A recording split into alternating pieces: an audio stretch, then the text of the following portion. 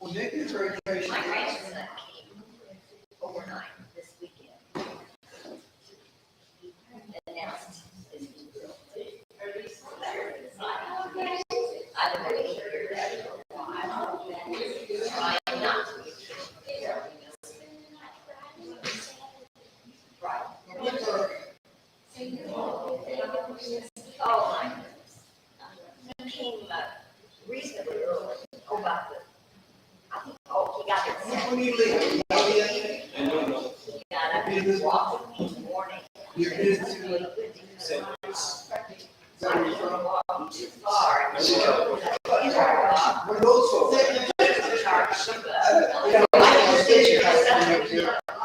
Nice and all. It's too big, too fast. But I enjoyed it. Bad habit. He fixed I had a walk-in everything he did. with a sales. First, A number of times we would. evidence is going out. I had friends.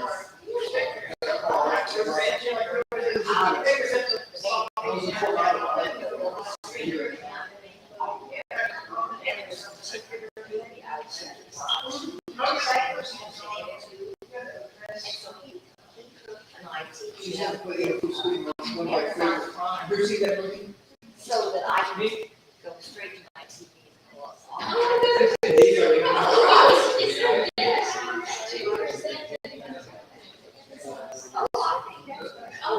I think so. That was thinking that too. Yes, I and so not only do we pull up a movie, I can watch. All right, good morning, everybody.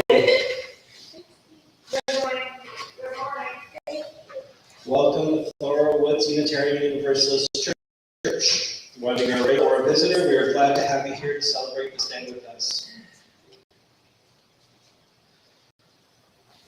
Let's go ahead and get started with our announcements. As a couple reminders, the general membership meeting is on Sunday, August 27th. We'll be discussing bylaw changes and also hold an officer election.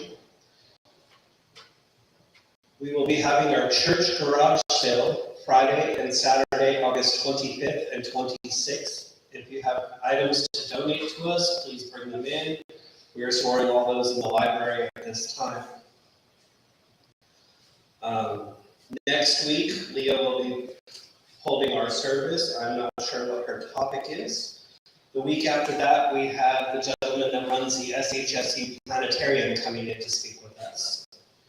And then the first Sunday in September, we'll have Reverend Pepper here to speak with us. Today, we're going to be doing a video from the 2023 BUA General Assembly. Are there any other announcements from the membership? The garage sale again, what was the date? The garage sale dates for the 25th and the 26th. It's a Friday and Saturday.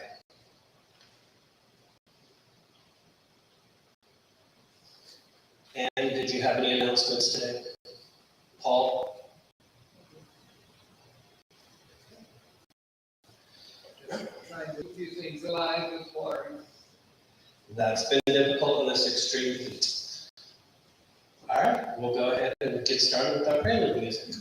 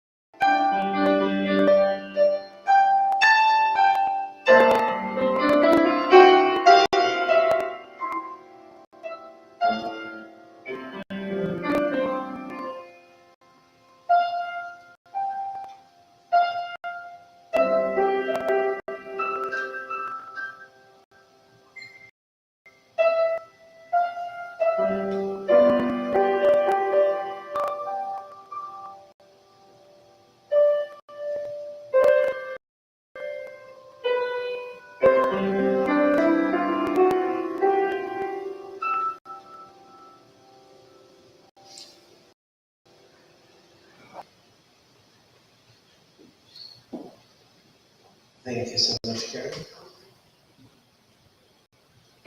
And now we will light the chalice.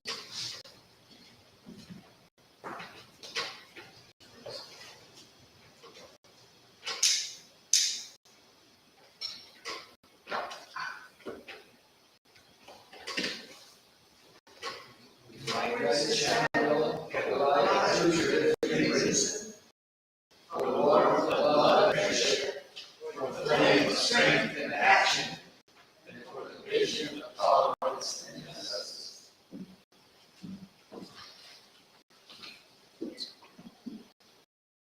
And now to our joys and concerns. If you have a joy or concern, please come up and line up to the right of the podium.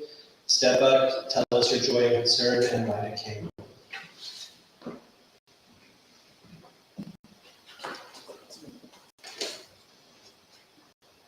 I love that little piece that Karen paid for us to bring me a great deal of joy.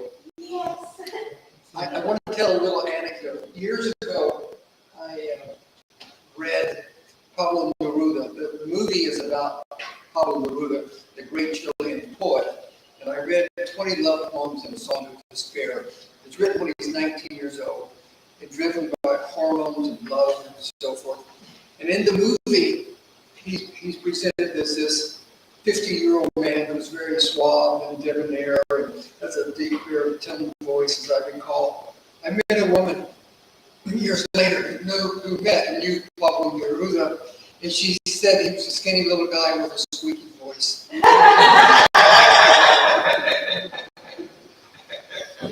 So things are not always as they appear.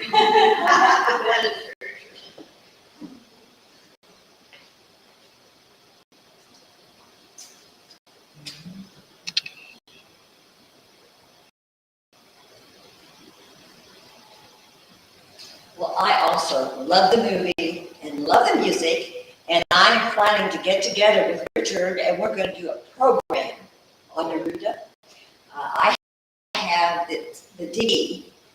One section is the movie, and then there is a wonderful 25-minute section in which a lot of really good actors and actresses read his poetry, and then there's also a bunch of history on him. I think it would make a fabulous. And I would love to do that. One of the things about Neruda, I may add to, is he was a man with great compassion and concern.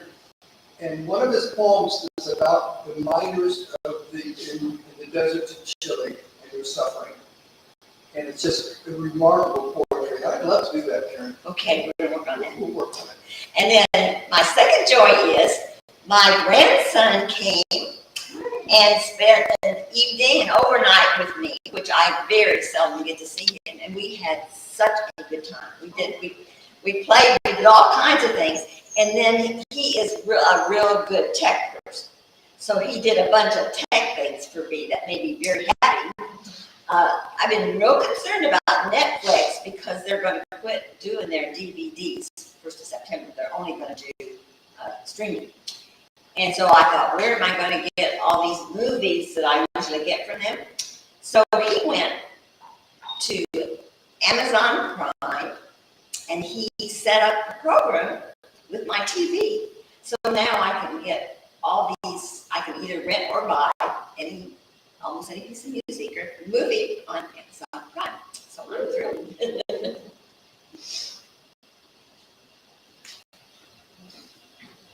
Karen, we also made one last call to help us. Pardon? Paul may want to help us on that. Okay, good. He lived in Chile for years. Ooh. Any other joys and concerns?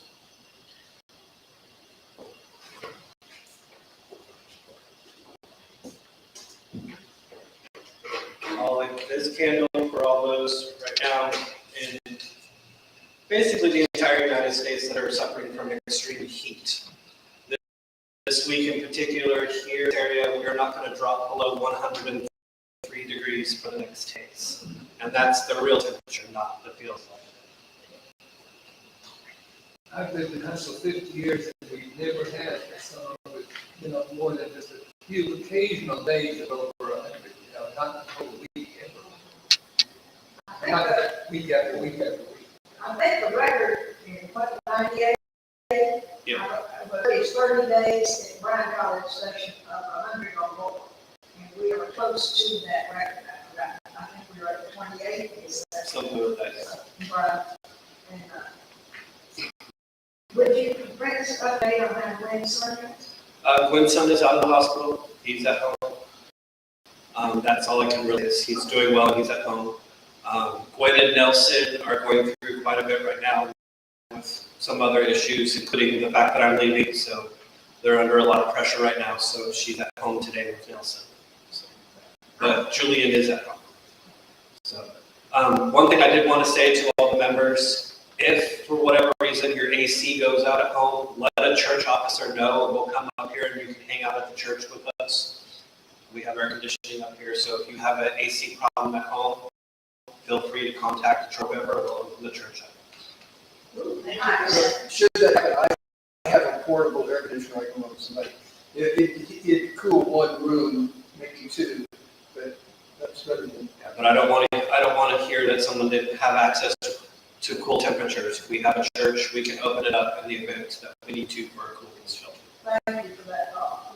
And then I light this last candle for all those joys and concerns unexpressed.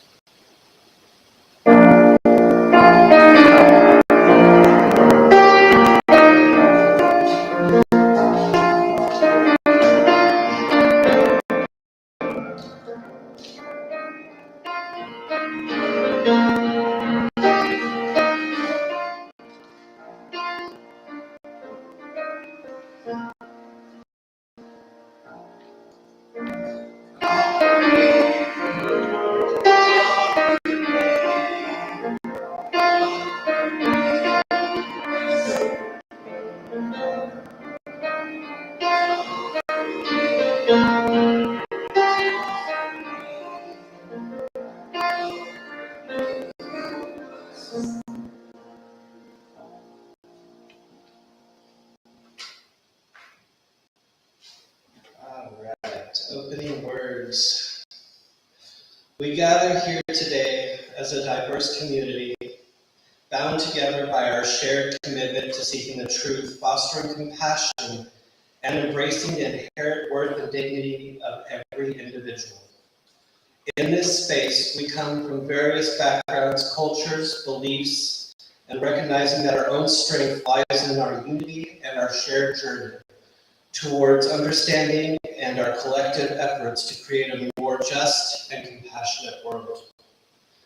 As we enter into this service, let us open our hearts and our minds, inviting the spirit of love and connection to guide us on this sacred path.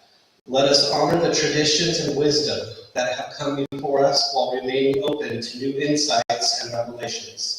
Together, let us create a space of acceptance where questions are welcomed and where we can find some inspiration in the beauty of our shared humanity.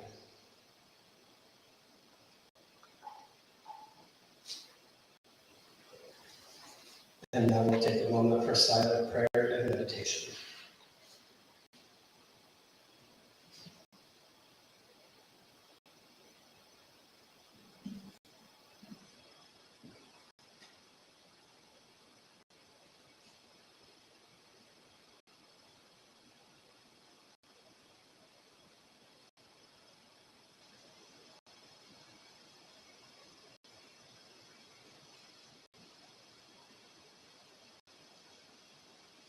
And if you'll open your hymnals to number 6.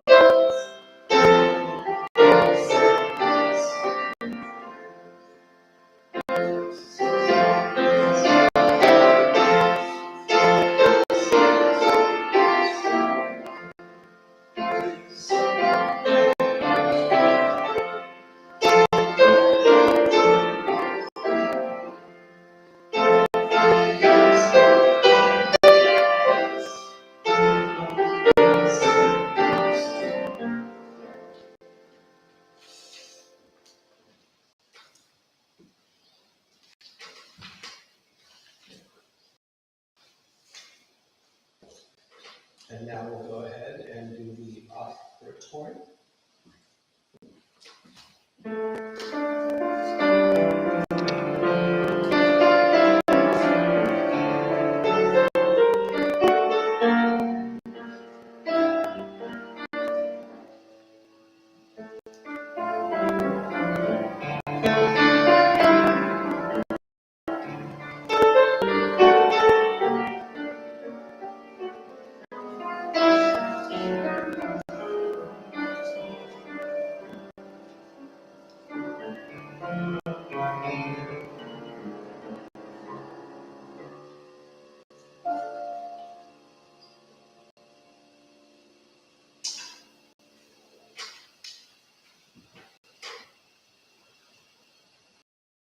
Alrighty. Next we'll be watching a video. This is our program. It's entitled, the name of the part of the program is Becoming the People Our World Needs. This was presented at one of the UUA General Assemblies last month of this year.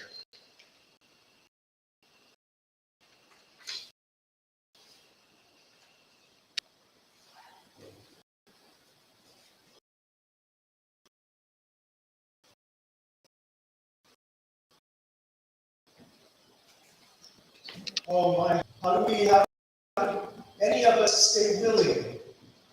How do we stay true to what we know, to what we value, and our commitment to be the people our wider world needs? The call to stay ready and willing to tackle whatever challenges may arise is such a necessity for us as people of faith. And yet, Paul often runs up against unaccepted obstacles and losses. We feel like we're on a road, on a journey, and we're no longer even sure where we're going. 15 years ago, I was much newer in my career as a Unitarian Universalist minister. And I just been in a congregational search process that had not gone my way. With the congregation I was in battle with, I was convinced that this ministry was exactly right for me. However, I was not the candidate the congregation ultimately selected and called for the ministry. I was devastated. What I thought was going to happen, what I believed was exactly right for me, exactly what I needed, didn't happen. I was shaken by this loss. Not feel ready and willing for whatever was going to come next. Yet, Pauline here reminds us, to be hopeless would seem so strange. It discovers those who have gone before us, so lift me up to the light of change. I knew that I needed to find my way back to open-heartedness, to a willingness to meet what was giving me. I decided to go on a personal retreat to process my experience. The desert is a deeply spiritual and appealing space for me, and southern Utah is a place that I've gone to again and again for such grounding healing. There, this very Hindu thing that I wasn't even consciously aware I was doing. In traditional Hinduism, when personal needs are great, we often go to remote temples, ones that are often situated at the top of a mountain, for example. Such spiritual pilgrimages can include an arduous journey to the summit, to the temple, where we then pour our hearts out in anguish and prayer. Something about the physical journey itself allows for catharsis. At Zion National Park, I found the steepest, hardest climb, in this case, up the side of a plateau, and I began climbing it. The journey up that plateau that day is challenging, one of the hardest hikes I've done. But something in me knew I needed to do this, and so I pushed myself to reach the top. What's there? I was completely alone. I sat down, exhausted, and wept. wailed, "Put me with only the red rock cliffs to witness and receive my pain." I cried disappointment. I cried the loss of possibility, of a possible future. Just as those tears started to settle, a new round of grief seized me. Something deeper still was lurking. The pain was even greater. Underneath the ego bruising of not getting the job I wanted, I just felt so lonely. I hadn't even been aware of how lonely I was. But this deeper pain began to surface. I became conscious of it, and as I did, I began praying through my tears. Okay, universe, so there's more learning and growing I need to do. I get that, but this all hard stuff I need to figure out. Is it too much to hope for companionship? Is it too much to hope for closeness and intimacy? For the love of someone who can support me on this journey? Offered in solitude, to all of nature, to the sky, to the red rocks of earth. The prayer I didn't even know I was holding just emerged. It's all that was hard, all that was challenging, it's loss and disappointment. I didn't really need the job that wasn't mine to have. What I needed was open and willing, as Holly here invites us, was love and support. Similar to my experience, the pandemic has pushed us all into experiences of things that were supposed to be and were not, or are not. In that there is grief and loss. Some of our Unitarian Universalist congregations are also experiencing pandemic herald losses and changes, losses in membership, losses in the attendance of children and teens, budgetary uncertainty, staffing cuts, and reconfigurations. If your congregation has been navigating currents such as these, you are not alone. You are not alone. And we Unitarian Universalists remain open and willing to shine the light of our love, of our faith, in the midst of ongoing experiences of change, loss, and uncertainty. How do we do that as you use? Our transcendentalist forebear, Theodore Parker, offers us this wisdom in his sermon from 1840, Transient and Permanent Christianity. Quote, "If we look carelessly on the ages that have gone by, or only on the surface of things, there is a fear, for we confound and confuse the truth with the word of man. So at a distance, the cloud and the mountain seem the same." How do we distinguish between the wispy cloud, fleeting and ephemeral, and the heft and solidity of a mountain that can hold us and anchor us? On top of that desert plateau, the deeper thing that my heart ached for was love and support. Isn't this what we Unitarian Universalists are all about? Caring, which is love, which is the impulse behind all the justice and equity work that we do, and support, which we bring alive through relationship, through community. These are essential Unitarian commitments, UU values, that have grounded us and guided us for centuries longer than our relatively newer statement of UU principles. Our UU history illustrates these values. When our intellectual forebear Spaniard Michael Cervantes was burned at the stake in Geneva for heresy in 1553, he died as he cared about freedom of conscience within community.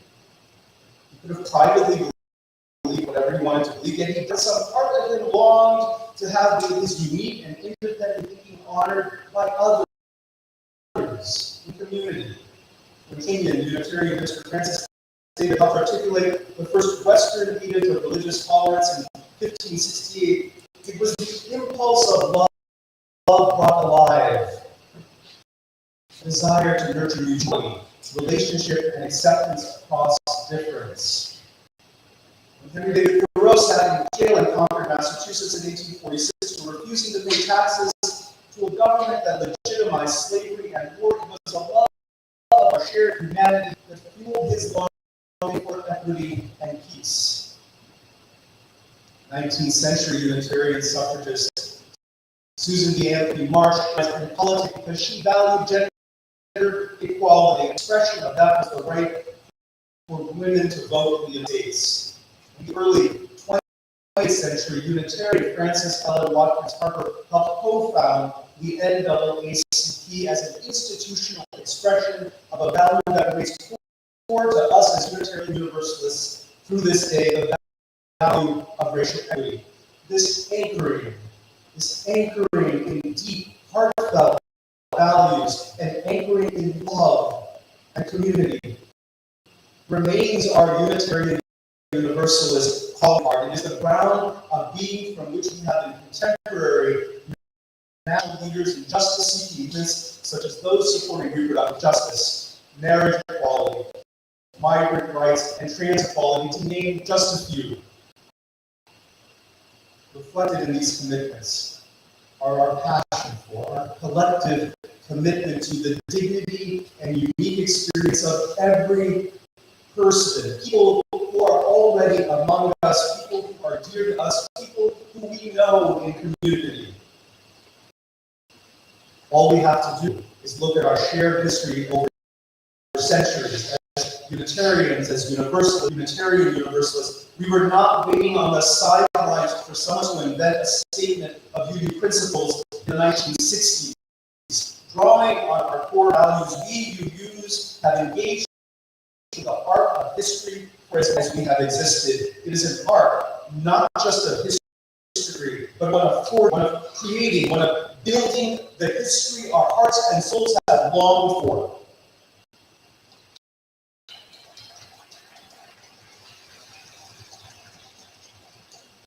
Pauline invites us to honor those who have gone before us, our UU forebears. We learn by honoring the values that their lives illuminate. For not doing so, to be adrift or lost amidst the needs of the world, to be hopeless would be so strange. Our reading this morning by Nigeria Wilbury also invites us to ponder whether the time we are in might be a waking up event.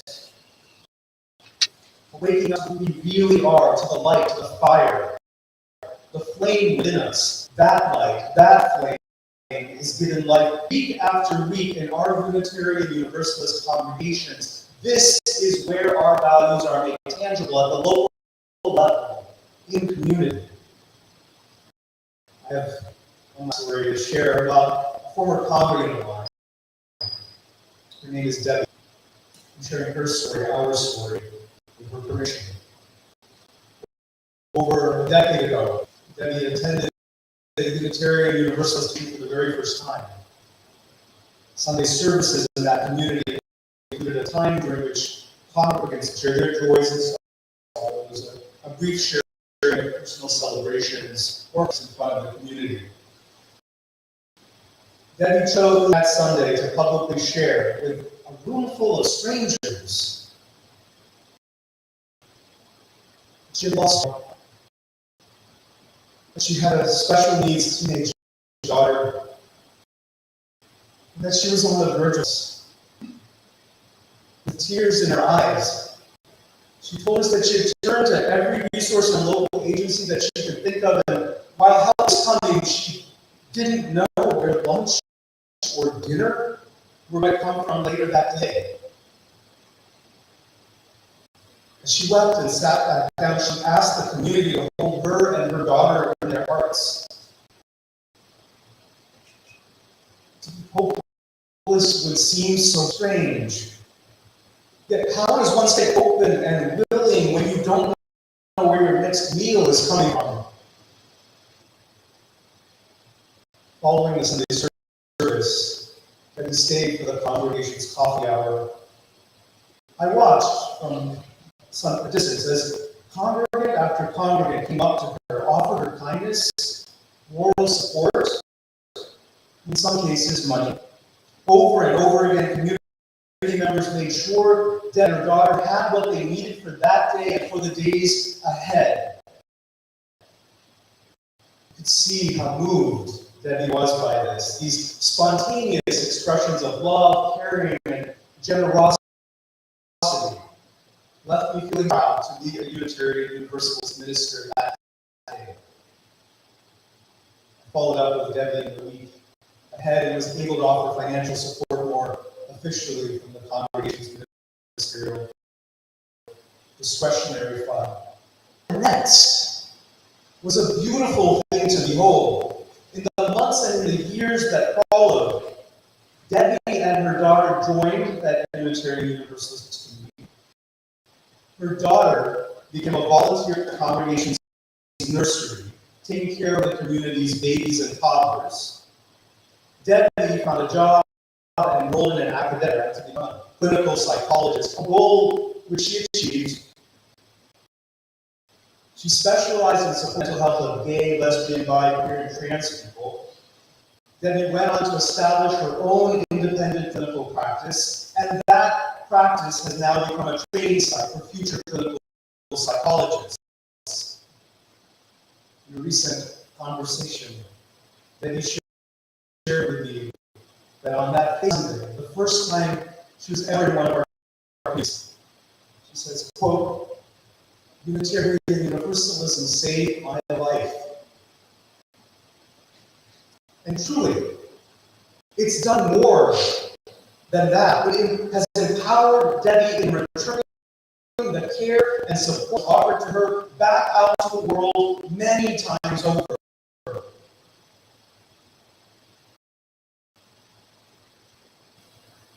We never really truly know what the future holds, do we?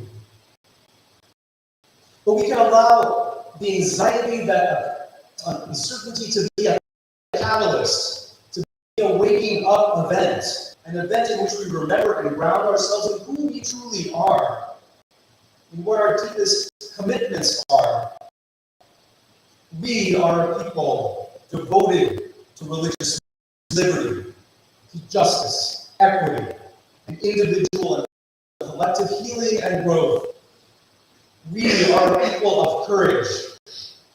We Unitarian Universalists are people who have always been open and willing to rise up and meet the needs of the time.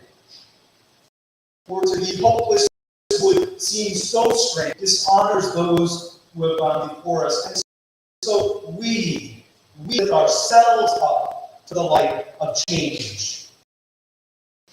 The world may buffet us, yes, with pandemics, climate devastation, civic and social strife, and on the list is long, and we know it.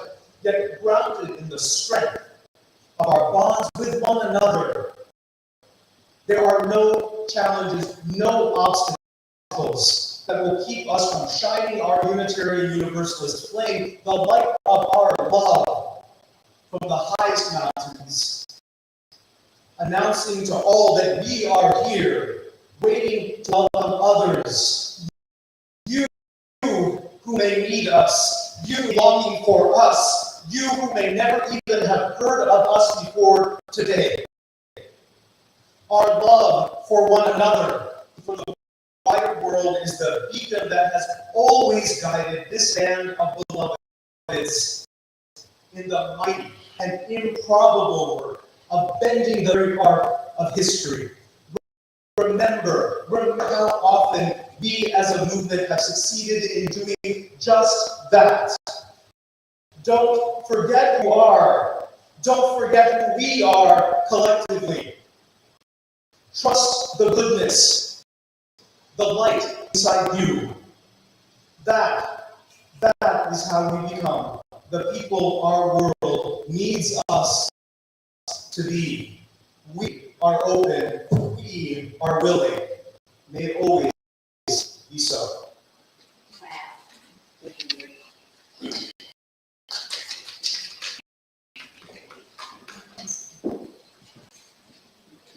I will admit, the first time I watched that this week, and I heard the story about Debbie, I was in tears. That was a very moving sermon, and I chose it and sent it to Karen. I was like, we need music for this. We will now move on to our closing hymn.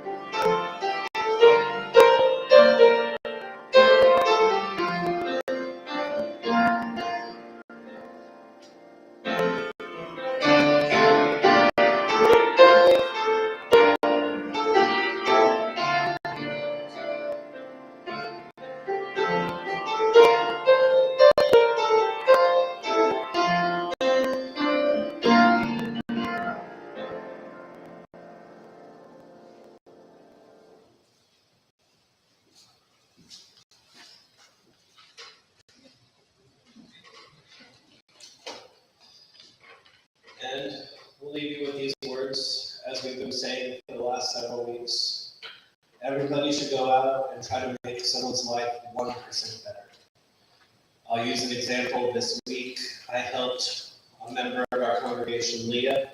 She had a pest control coming in to spray in her apartment. And I say the day before, helping her clean her apartment because I knew she couldn't do it all herself. So always try to help somebody and make their life just 1% better.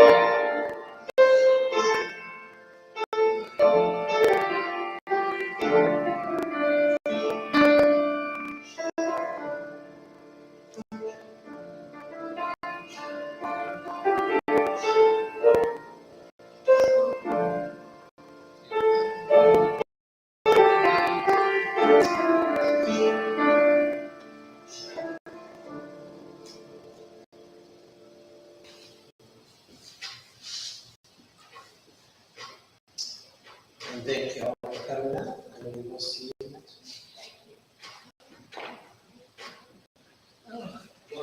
Those of you who don't take the item, I changed our number to the new phone number. Very good. Very good. We have all the churches